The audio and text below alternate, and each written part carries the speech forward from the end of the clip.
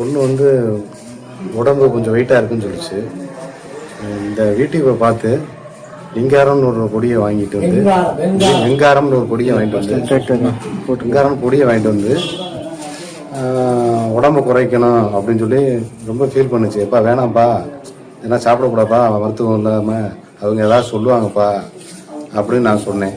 இல்லைப்பா, அதில் போட்டிருக்கு சாப்பிட்டா உடம்பு குறையும் சொல்கிறாங்க, அதிலே யூடியூப்பில் பார்த்து நான் இது பண்ணேன் அப்படின்னு சொல்லி அளவு எதுவும் கூட போயிடுச்சு போல.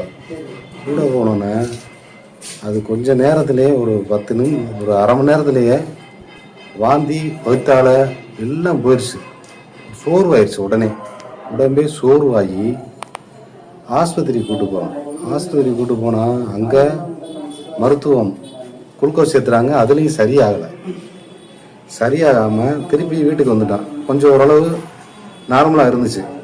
நார்மலாக இருந்தோன்னே அப்புறம் ஒரு 12 2 மணி 3 மணி போல் வீட்டுக்கு வந்துட்டான் குளுக்கோஸ் சேர்த்திட்டு. வந்த பின்னாடி கொஞ்ச நேரம் ஒரு 4 மணி வரையும் இதாக இருந்துச்சு. ஒரு 5-6 மணி போல் திருப்பி வாந்தி வயிற்றால வந்துருச்சு. கண்ட்ரோல் பண்ண முடியல.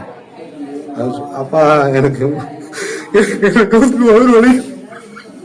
வயிறு வலிக்குதுப்பா அப்படின்னு.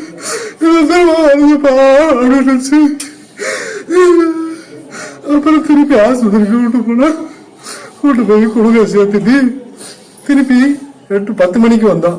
சரியாயிரு அப்படின்ட்டு திருப்பி வீட்டுக்கு வந்தா அதனால பேச முடியல.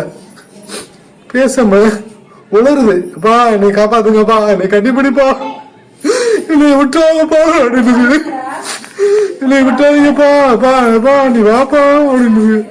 சரி அப்படின்னு சொல்லி என் நண்பனை போன் பண்ணிச்சு வர சொல்லி ஆட்டோவில் போறான். பார்த்தா உடம்பு அப்படியே வாந்தி எடுத்துக்கிட்டே இருக்கு. எப்பா அப்படின்னு அப்படியே போய் ஆஸ்பத்திரி செத்தா பொண்ணு இறந்து போச்சு.